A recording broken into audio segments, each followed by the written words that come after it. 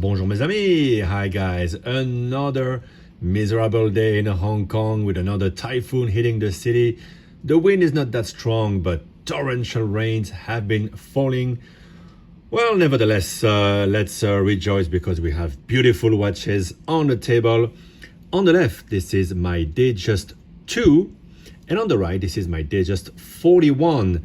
And because there is obviously on the market quite a price gap between the two, I wanted to explore the differences, how they feel on the wrist, how I feel about these models, and maybe save you some money from buying the Datejust 41 and considering the Datejust 2. I'm not working for Rolex, I don't care what you buy, but there's obviously a bit of a difference, and there are advantages I find to the Datejust 2, or at least there are some differences that on the wrist you may feel and maybe even prefer the overall sportier Datejust 2. So what happened in 2009, Rolex probably 3-4 years before that was engulfed in the trend for larger watches. Panerai was the hype back then, I suppose large IWC pilots as well. And they blew up the size of the Datejust, which had always been 36 millimeters. I don't have a Rolex, but I have a Tudor Prince here. So it would have looked like this. Bit of a baby watch compared to what came next. Always been very elegant, well profiled. You know, it's an oyster, right? They're all oysters. All the Rolex are oysters, so water resistant up to 100 meters. But it's a more dressier type of piece, and the two tones were very popular in the 80s. Anyway, they blew up the size to what they called a 41, and they came up with what they called the Datejust 2, which is actually 41.5 millimeters. So sometimes what they call a 41 is more like a 40, as we're going to see actually in a second. But this is true, and even more than that, 41s. So if it looks big, it's because it is big. In terms of the thickness, we are at 12 millimeters, so still very reasonable. But it looks, I mean, feel-wise, it's closer almost to a Submariner, which is also an Oyster Perpetual. All the Rolex are basically, apart from a couple of dress Cellinis, Oyster Perpetuals. And it's funny because we always say, hey, APs, only the Royal Oak, a one-trick pony, and they serve it at every different source. But it's the same with Rolex. They're all OPs. Okay, some sports have a straight flank, and the dressier pieces have a rounded side, like the Milgauss, for example. But at the end of the day, they just tag on different bezel, maybe a different movement. They tag on other things, but they're all at the base an Oyster Perpetual, and the Datejust obviously has the date. But anyway, 41.5 by 12, and it only ever came in with the Oyster bracelet. I guess they didn't have time to roll out the Jubilee before they decided that the market wanted something a bit slimmer than this Datejust 2. And at first, for the first 3 years, I believe you could only get them in a two-tone, which is the Rolex look, and that was pleasing people, well, mainly in the 80s. And then they came up with the full steel, and the steel with the white gold fluted bezel. And then you have, of course, the different dials, and some of the dials disappeared with the Datejust 41. And I just fell in love with this racing dial, as some people will call it, with the big Roman numerals that is fully loomed and such a spectacle at night. I just love it. And of course, here you have a fairly wide, if we compare to the Tudor, a really wide yellow gold bezel, which is the signature of Rolex. When you see the Rolex clocks by tennis courts, at the golf courts, the golf whatever at the Formula One. You know, the last thing you see in Formula One before the formation lap is basically this bezel. It is really the icon, the true icon of Rolex, and it's great to have at least one watch with, especially the yellow gold version of it. And you do have still the Easy Link in the clasp, so always welcome for me, especially in a hot, humid climate. We will talk a bit more about the differences about the movement, but let's just stick to the looks. The Datejust 41, so that came in 2016, 2017, is a lot lighter already. You can feel a big difference. Obviously here I have gold, so I can't really compare the two precisely in that regard, but the feel of lightness is furthered by the Jubilee bracelet, which was created just especially for the Datejust way back when. And to me, it works perfectly with the fluted bezel, while I like to have a smooth bezel with the oyster. But sometimes, I mean, here I think it still works because, well, you didn't know better, right?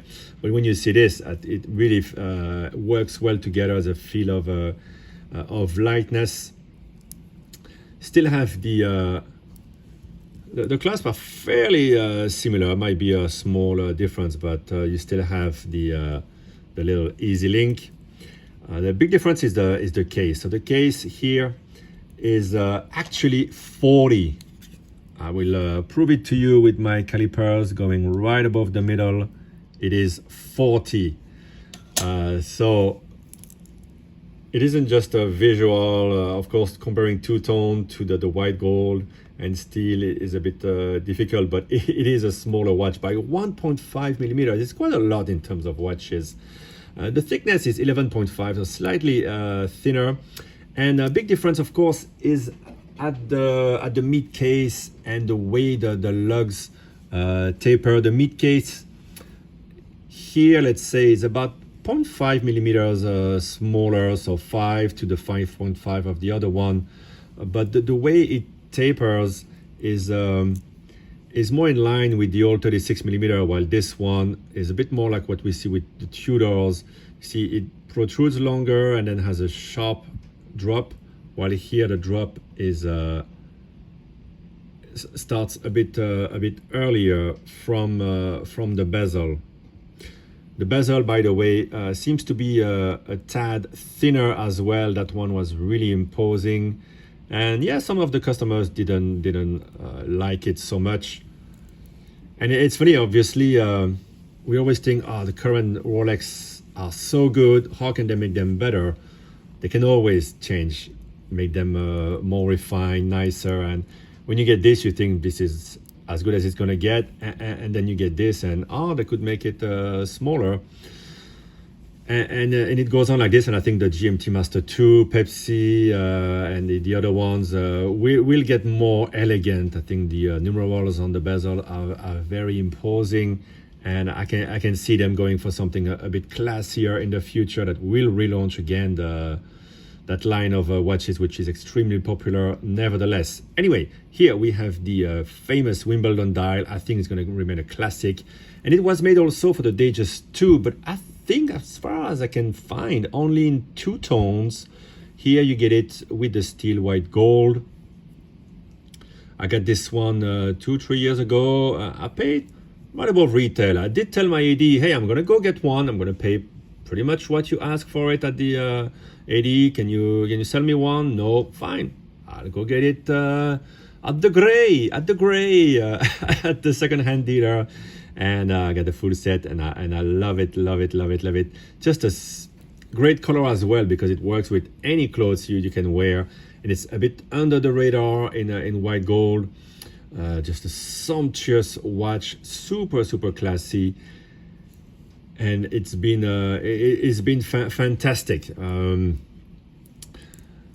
let's talk about the movement. Something very interesting with the Datejust II is that it was running the caliber 3136, and it's the only Rolex model that has used the caliber 3136. We know the 3135 very well, but for a larger watch, they needed a larger main plate, mainly to accommodate for the replacement of the date wheel, which is 1 millimeter more to the right and a bit larger. Apart from that, it also benefited from the addition of Paraflex shock absorbers, which you never had in the 3135.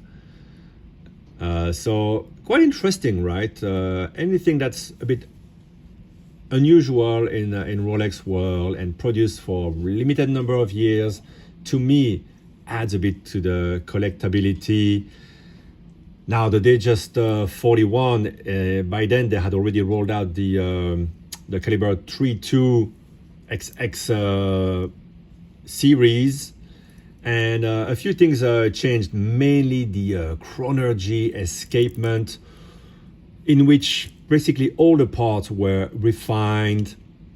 The escape wheel was also skeletonized. The geometry of the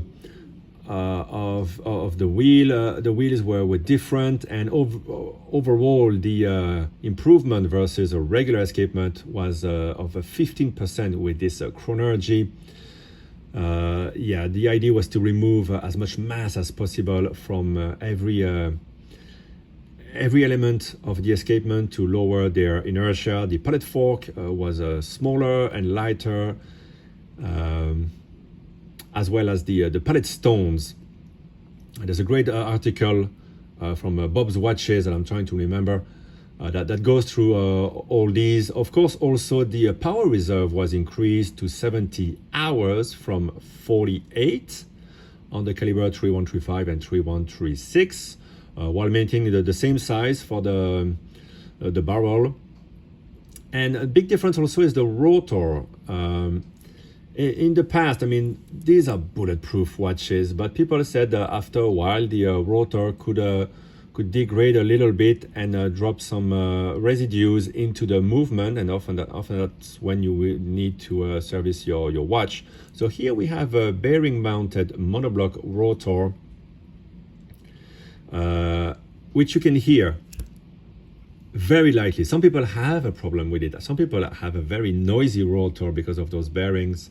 I think Patek Philippe, GLC also have that rolly kind of sound. I've never noticed it until just for you I just shook it, right? You can hear it a little bit on this watch. This one here is absolutely silent. So if you're very sensitive and you work in a very, very quiet environment where you shake your wrist a lot, I don't know what kind of job that would be, but that could annoy you. And some watches have been reported to be noisier now with a 3235 movement and its cousins. So one maybe advantage for this, but it is not as efficient in terms of the degradation over time. As for the power reserve, I don't care. 48 hours, 70 hours. I'd rather, I mean, the new watch is just as accurate. But I'll tell you one thing. I got this one. It's the second one I get. I had one new old stock and I sold it like a muppet. So I had to get another one. Great condition. But it's over 10 years old. Has never been serviced. Hasn't been used very a lot. But still, it's running exactly on the dot. So after 10 years, so proof that the caliber 3136 is a beast, and it's a proven beast, while some people complain about the 3235. But you always hear about the people who have a problem, not about people who don't, and I don't have any problem with this. And the accuracy is kept, while I think other watch brands of lower quality than Rolex increase the power reserve, but then the accuracy goes through the window, through the wider band of the power reserve. Finally, for this caliber 3235, we have more use of nickel phosphorus alloys in the components of the movements to have improved the magnetic resistance, which is something I value very much if you travel with your watches. I think going through the airports security, it's a great thing. So as is noted on the great article of Bob's Watches, over 90% of the components in the 3235 were new, and they are protected by 14 patents. Now that's for the technicals, but in reality, this feels like a very refined watch. That it is what the Datejust should be. I think it's the dressier watch without going Cellini or 1915, whatever it's called. The feel of the Datejust II, and something that you might like, is sportier due to the size. I mean, it's bigger almost than than the Submariner. It certainly was bigger than the Submariner of the time. Although the lugs here make it look maybe a bit more trim. But I like the feel of sportiness, especially with the Oyster. It's there. Also, the dial on this particular model struck me as a sporty kind of dial. And the two-tone, when you pass 40, it's cool, works for me, I like it. And there's just a personality to this watch and some of the other Datejust 2s that you might just enjoy. It's not better than the new ones, it's just different. And there are dials that they didn't, or at least not yet, they haven't they haven't done on the Datejust 41. So maybe just for the dial, like this one, this racing kind of dial, it might be something you like. I like very much the other racing dial, on the steel with the white gold, or the flat steel bezel. They have those numerals in a sort of a purple lavender color, and I really love that watch, especially with the smooth bezel. I think Roger Federer for a long time has worn the one with the fluted bezel, still in his collection. But not because of Roger in particular, but I do like that watch, and I had a chance to buy one at a good price. I regret not doing it. I had just bought this watch in the same shop, so didn't want to overspend. But good time to talk about the money thing. There's about 20,000 Hong Kong, maybe more even, difference. Sometimes you can't find a comparable combination, but there's 2,000-3,000 US difference, and you still get a great watch that has some advantages: a unique movement, Paraflex flex shock absorbers. If you don't care about the longer power reserve, this one will do just fine. If you wear it every day, then what do you care? Doesn't make a difference. It's a bulletproof movement, as we know. Very, very silent, very quiet, and you get some cool dials.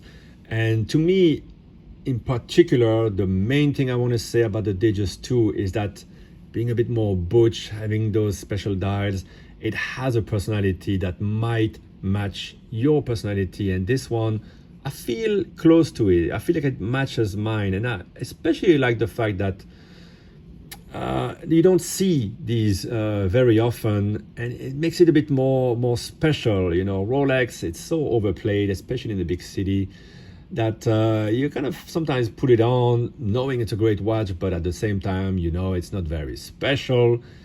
And this one feels more special when I have it on the wrist, makes me feel more special, and I feel closer to the look of it. And it's a great in between when I don't know if I want to wear a dress or sports. It's in fact a perfect watch for me. I know many people will hate it, will not like will never understand why you would want this one if you can get one that's just a bit better in every respect on the face of it. But you might be surprised and actually get a great price, a good bargain price almost for Datejust II. So do revisit it, do consider it, look around for them, for the special dials. There's a few quirky ones. To me, this is the one that I had to have. And that could be the perfect one watch for me. dress but sports. It's not too big for me, but sometimes I felt like that's why I sold it the first time. I felt like it was just a bit too big, just a bit too flash. I wanted to believe that I was maybe a bit more refined than that, but in reality, I really am not. So this is a watch that very much matches my own personality. So go ahead and find the Datejust that matches yours. And of course, that's not to say that I don't love my Wimbledon. It is rightfully one of the most popular ones. And don't hesitate if you can grab one of those. The prices are coming back to reasonable levels. So both of them, you can't go wrong, of course, with Rolex. Bye bye, guys.